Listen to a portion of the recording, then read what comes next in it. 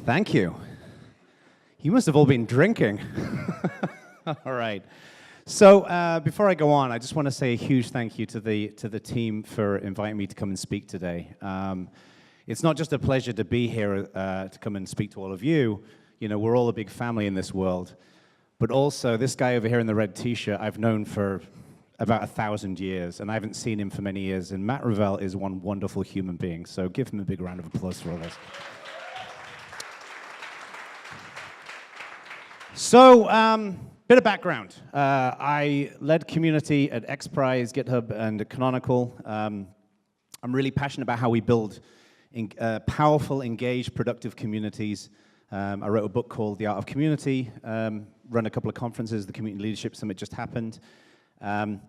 And most recently, I've been consulting. I kicked off a consultancy practice about a year ago where I work with companies to help them to build communities either internally or externally. And one of the reasons why I did this wasn't really for all that sweet, sweet consulting money. It's mainly because I want to essentially expose myself to as much content and challenges and as many problems as possible so I can try and understand every nuance of how this stuff works. And one of the things that I've enjoyed, these are some of my clients, is that this is a really broad swathe of people. It's financial services, it's big hardware companies, it's small startups. And each of these organizations has got a distinctive set of challenges that are in some ways unique and in some ways fairly consistent. And one of the things that all of these clients that I've worked with and every community that I've worked with across my career, everything that everybody's interested in is how do you build health, right? Now there's an irony here because I am probably the most unhealthy person in this room right now. I hate exercise, I like drinking, I love Taco Bell. I know some of you are looking at me as if to say, how does he like Taco Bell? You people are liars, you like Taco Bell as well. But how do we build healthy communities? And I'm going to share with you some of my perspectives, but I'm not an expert on this, right? This is just some ideas, so take this for what it's worth, and hopefully some of this will be useful. I believe that the primary goal we've got in building any kind of community is that we want to influence some desired behavioral patterns, right? We want people to be productive, to do great work. People want to do work that has impact, that has meaning. We want to build diverse and inclusive communities that respect each other. So to me, what makes this whole area and body of work really interesting is that it provides an opportunity for us to understand that connective tissue between people and technology and to shape it in such a way that spurs the right kind of behavioral patterns. That's how I describe it. Another way of describing it is social engineering, which is also accurate. But we want to really create these kinds of positive behavioral outcomes. Now, the negative thing when we're thinking about metrics and thinking about health is that a lot of people try to do one of these. They build a huge dashboard full of numbers, and people judge it on how complex it is. Wow, it's really complicated. It's probably quite, a lot of good stuff in there. So to me, we want to avoid this, right? Dashboards and dashboards full of data are meaningless, right? I'm much more interested in focusing on a set of outcomes and how do we derive data that can influence and understand those outcomes. The other thing that, in my mind, is a goal for this kind of work is for us to differentiate between what I call the maze runners and the detectives. I have a peanut-sized brain, and as such, I need to try and understand the world in simple terms, and I like to take a bird's-eye view and break it down into smaller pieces. And I think there were broadly two types of people in the world. There are certain people who really need a lot of structure. They need workflow, they need process, and they like to operate based upon that structure and process. And then there are other people who are just kind of shoot from the hip, will try and do what they can kind of do to understand how things are working. And these are two very different psychologies, right? And our communities will be filled with both. What's more interesting to me is that we want to build out structure and process and workflow that helps influence those positive behavioral patterns. But we don't want to do it in a way that's so rigid that you actually perturb the people who like to be more creative or approach it in a slightly different way. So what we want to do here is use data as a guide, but not data as like a monorail that sticks us to the road, and that's the only way in which we can operate. So the way I tend to think of this is that there's two types of information that we need to assess when building health in our communities and in understanding health. The first is tangible data. This is stuff you can measure with a computer, right? Examples of this include pull requests, issues, governance, like whether people participate in governance bodies, testing, do people write tests, do people run tests, do people modify tests, support, things like Q&A sites like Stack Overflow or AskBot. These are all tangible things that we can pull data out of and understand, what that is doing to determine the particular health of our community. And we see tools such as Bitergia. Bitergia Analytics. This is a really awesome product that this company, I think they're based out of Spain, are building, which basically allows you to essentially suck up a load of open source metrics and understand them. The thing about this approach is that this pulls in lots of different individual metrics. It pulls in pull requests. How many people are submitting pull requests? How many people are merging pull requests? How many issues are being created and contributed to? This provides a good way of determining the kind of activity of work that's going on, right? And I think this is a good starting point, because with this we can start seeing some patterns that are emerging. So I think that's one approach. The second approach in which we process tangible data is to look at the amalgamation of different data points to see what that story looks like. How many of you here are familiar with something called Discourse? It's a forum, not Discuss, which is a crappy commenting system. So Discourse has got built into it something called a trust system, where basically, as people participate in the forum, this amalgamation of data points will essentially help them to go up a trust level. So trust level 0, this is actually from a forum that I run. There's 458 people who are trust level 0. These are basically people who are new, who haven't reached that first base level. And then as people participate more and more, they go up the rankings. So for example, here at trust level 3, these are 2 people who are super active, right? And this provides a nice way in which we can reach out to those people and determine and support them and guide them and help them to influence our community. So this Discourse was co-created by a guy called Jeff Atwood, who, in my mind, is one of the most talented people in the business at building these kinds of platforms. He also co-created Stack Overflow. And as an example, going up to trust level 1 from 0 means that you have to have entered at least 5 topics, you have to have read at least 30 posts, and spent a total of 10 minutes reading posts. So it's not just one data point, it's not just how many posts or how many responses or how many likes, it's a mixture of these things. I think this creates a really interesting way when we tune those metrics effectively to very easily process data in such a way that we can determine quality of contribution. But in a real way, not in a, how many coffee beans have you got on your forum, kind of way. So that's the tangible. So I'd break it into those 2 areas. When you think about the health of your community, how do you look at the individual data points, which are useful, but how do you look at the overall user journey and experience? Because my view is the way in which we build brilliant, productive, fun, and inclusive communities is that we expect them to be a journey. People start out when they're brand new. They have no context. They have no relationships. It's nerve-wracking. Everything happens out in the open. And then they grow and they grow and grow, and they go through different phases of how we engage with them. The other type of data that we can use to assess the health of communities, in my mind, is intangible data, right? This is the hard bit. This is happiness, personal development, relationships. Is it a rewarding place to be? This is the human bit. And the tangible, with most of the companies who I work with, they're very interested in the tangible stuff, like how many pull requests am I getting? But everybody in this room knows that this is really where the importance lies, right? People don't stick around in communities unless they feel satisfied and engaged and participatory. And there's such a fine line and a fine set of nuances in somebody going from feeling empowered and engaged in their community to feeling like they're on a treadmill. So to me, measuring this is really important. The challenge is that it's really hard to measure this. And I know I'm basically singing to the choir here because all of you have tried to measure this at some point in your careers, and it's really tough. I think the easy way to do this that a lot of people think of, and I've certainly thought of in the past, is surveys, right? Just every so often you put together a survey, you knock it out, and surveys suck. I mean, I've got nothing, I don't know if anyone here works on Google Forms or SurveyMonkey or anything like that. Your companies are brilliant, but surveys, this is not the best tool in my mind for this. It is a good tool in some ways because it's a way of kind of reaching out to people and people providing some kind of feedback.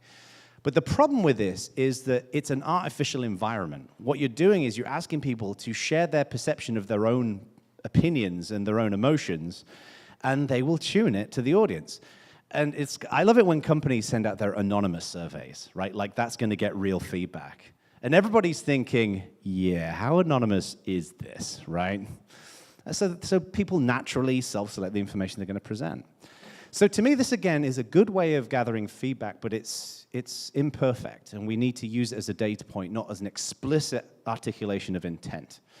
A classic example of this are events, right? How many people in this room have run an event before? I figured quite a few. You know, a lot of people send an event survey out the day after and say, how did it go? And people provide their feedback, and they use that to improve the next event. The problem with that is that I think the psychological state that you're in at the end of the event, and then the following morning when you've gone to bed, you've woken up, you're thinking about what you got to do, during the day, your cat's already thrown up on the floor and you've cleaned that up, right? All these different things, it's very, very different. To me, a better way of determining the humanistic elements is what I call observed data points. Is that what we do is we look at, again, in a similar way to the discourse example, we look at all of these different data points and we pull them together to get a determination of quality. So as an example, imagine you've got, this is just a random picture for Meetup off Google Images search. Imagine you've got an event, a meetup. You could send that survey out. To me, a better way of gathering a determination of the quality of the event or whether how happy people were is to look at things like how many people sat closer to the front, how many people were on their laptops while they were watching the talk, how many people were tweeting out to the hashtag while they were watching it, how many hands went up for questions. Look at the eye contact between the speaker and the audience. These are all things that you can do just sat at the side of the stage making just observations. Like, this doesn't have to be super data-driven, but it gives you a good determination of what's going on, right? And I think when you pull these things together, you can then identify the topics that are interesting, how engaging the speaker was, how engaged the audience was, and things like that. So I'm a real big believer that tracking health in communities really doesn't have to be that scientific. What it has to be is realistic in the way in which we count things and realistic in the way in which we assess those things to make improvements. The other element I'd say here is that when we're tracking this kind of stuff, it's important to look at metrics from an individual perspective and a community perspective, right? Track the experience of the individual and how happy they are and how empowered they are, but also look at the broader community. Look at the overall experience of people across different segments in your community. There's some really interesting behavioral economics in the relatedness of people, like the cultures in companies between. We all know the difference between sales and marketing and engineering in a company, right? These are very different cultures, but we have the same thing in our communities, the translators and developers and whatever else. And I think looking at those cultural affirmations of health is also an important way in which we can get some good data. So that's how I tend to think of things in terms of counting and what we count. Stay away from the big dashboard full of crap and focus on individual things that can actually help us to answer questions. Now I want to talk a little bit about the blueprint of this. Like, what does an individual, when we're assessing individual metrics, when we're assessing individual pieces here, what should we be looking at? The way I tend to think of things, and again, this is by no means gospel, is that when we're counting things, there's essentially two components in each thing that we count. There is the activity, and then there is the validation of that activity. A lot of people really just focus on the activity, like, what did someone do? What was the tangible outcome that they did? But the validation is a really important piece, which I'll get to in a second. But let's first of all look at this activity component. This is the kind of stuff that you're seeing here. It's just stuff that people did. Kicking off new issues, commenting on issues, closing issues, submitting new pull requests, reviewing pull requests, merging pull requests, visiting websites. It's all these individual bits of data that we can assess. Now, I've always been of the view, well, I say always, I mean for probably the last 10 years, that the goal that we've got here is to build significant and sustained contributions. We don't want just one or the other. We don't want just people like building lots of stuff for a week and a half, because those people are very expensive in time and sometimes money to spin up. We want strong, significant periods of growth, okay? Across a diverse range of areas from a diverse range of people. So I think that to get that retention, what you need to be constantly counting the things that people are doing. So these are the things, that we count. Things like pull requests, as I mentioned. But one of the things that we need to do is to be able to have some kind of number that determines that that longevity of contribution. I used to work with a company called HackerOne. Anyone heard of HackerOne in here? Oh, wow, cool. So HackerOne have a product where you can submit security reports for issues. They basically pay people to go and hack stuff, which is quite cool. They break down contributions in 3 primary areas. One is reputation, signal, and impact. Within the context of tracking activity, I think reputation is the most interesting piece. So essentially, each time you submit a report to HackerOne, if it's approved and it's validated, you get 7 points. If it's not as good, you maybe get 3 points. If it's bad, you get -2 points, things like that. So this shows you the longevity that someone's been participating in. Now, this is good. This gives us a sense of how long someone's been on the platform. What it doesn't tell us is quality. There may be people who shotgun lots and lots of reports. They're actually fairly poor quality. But this is a good indicator. Unfortunately, some communities only track reputation. They only track things like this, and that doesn't give us a good indication of quality. Now, what is important, and HackerOne doesn't currently do this, in my mind, is that should decay. There should be the notion of decay in reputation tracking. In that, if we only keep adding numbers on, and we don't decay things when someone hasn't contributed for a period of time, you create an elite environment where the people who are newer can never catch up the people who started earlier on. So people who started before have a fundamental advantage that nobody else will ever be able to pass over. So decay, I think, is and the right level of decay. I personally like saying, you basically deduct X percentage or X number of points each week or something like that to help that decay happen. So if you don't do anything for a year, then your reputation goes down. Now let's look at validation. To me, the way in which we determine health or quality is how many actions that somebody performed have been validated as high quality, right? So going back to the HackerOne stats, this is what signal is. This is the average number of points per report submitted to the platform, right? So given the fact that you can get 7 points max for a report, Mr. Hack 5.20 is a pretty damn good average for a report. This shows that someone has been around for a long time and does amazing work, okay? There's loads of different ways in which we can think about validation. Things like merge pull requests, right? Submitting a pull request is really cool, right? It's a great contribution. But when it's been merged, it means it's been reviewed by the community, it's been deemed high quality, it's been accepted. So we know that's kind of the higher end of things. And it doesn't need to be necessarily super rigorous as well. Again, this is discourse. You've got the notion of likes. If someone posts something to a forum and somebody else likes it, that is a form of validation. It's a form of quality. It might not necessarily stand up in court, but it's a good sign of quality. The same thing can apply to individual posts as well. How many likes did a particular thread get? That can give you insights into the kind of topics that are interesting to people. Now, there is something to bear in mind when thinking about this, and I don't want to go too off topic here, but I think this is relevant to the conversation, is something called the Yerkes-Dodson scale, right? This is basically, imagine, so you got this axis up here, which is the performance of somebody who's contributing. And then here are the number of incentives, rewards, and other kind of carrots and sticks that you can dangle in front of them. There is a perception, and I'll talk a little bit about incentives in a bit, that if you keep giving people stuff, that their performance will keep growing, right? So here people will, I'm sure lots of you here have given out t-shirts and challenge coins, all kinds of stuff. But there is a point up here where people are getting so much stuff that they then start thinking more about, do I keep getting this stuff, than actually objectively participating, and you reach a peak.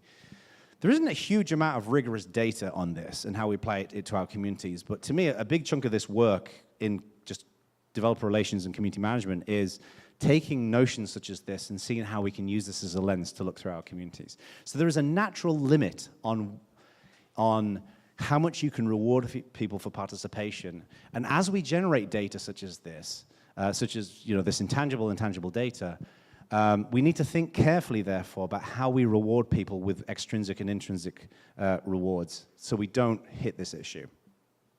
So, I'm coming up to the towards the end of my time, and I just wanted to talk a little bit about how we consume this information. So far, we've identified that we don't want to build a dashboard full of stuff. We want to track both the tangible and the intangible.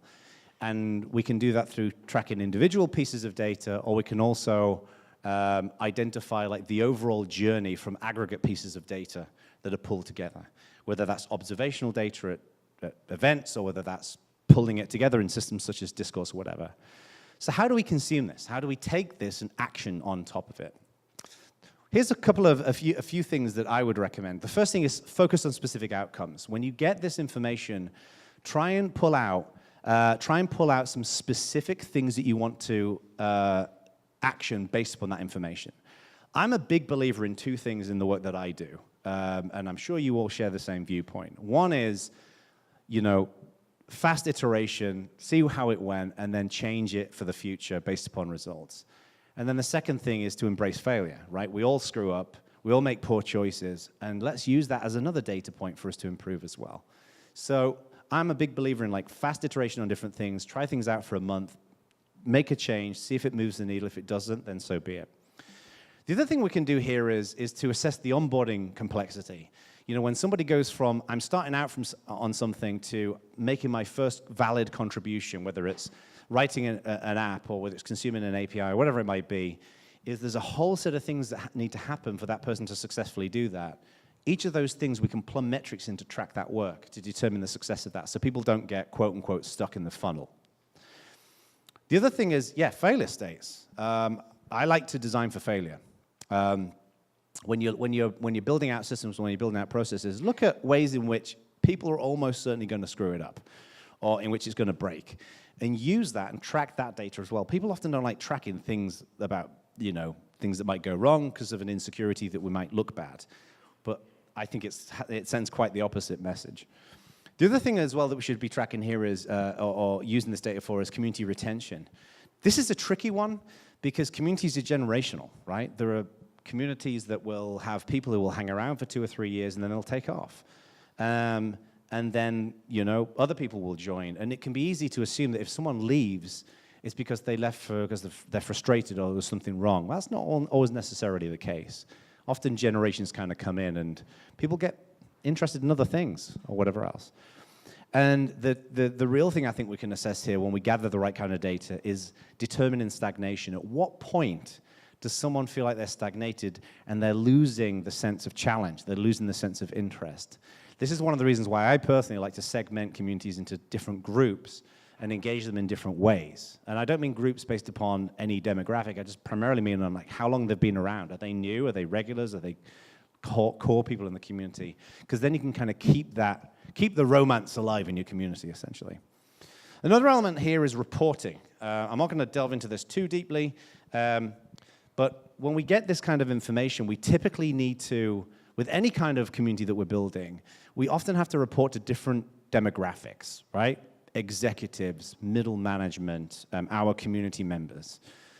One thing I have learned over my career is people at in these different levels of an organization consume information very, very differently, right? If you send an email to a CEO that has more than 5 bullet points, then they're not reading your email. Quite the opposite with community members. A lot of community members like depth. They like the content. They like the material. So I think it's important that when we think about these data points that we've got and these recommendations that we have, that we really tune them to our audience carefully. I already touched on incentives a little bit earlier on, but I think there's tremendous opportunity when we have this, so we can render that information as a means to encourage and design a set of incentives. I actually just gave a talk at OSCON about this a couple of weeks ago. I think of 2 types of incentives. One is what I call a submarine incentive, which is where someone gets a reward and that seemingly is out of the blue, but it was actually designed all along. They just didn't know about it. And then the second type of incentive is a stated incentive where you say, if you do this thing, you will get this thing. Risk of that, of course, is that it can be gamed. Speaking of which, gamification. Like gamification, but people think of gamification as primarily just badges. And it's way more than that. Again, I think that Jeff Atwood, who was the co-creator of Discourse and Stack Overflow, is one of the greatest minds in gamification. He describes himself as building multiplayer games for people, just where it happens to get people being productive. So I'd recommend you check out one of his talks if you get a sense of. The thing about gamification is that badges, from my experience and from the work that I've seen, generally work best with people who are new. Because once you get to 20 badges, then you tend to get bored and you tend to move on. There's an exception of that with video games, because in video games, It's a long experience. It's not necessarily the same thing over and over again. All right, I'm done. Thanks, everyone.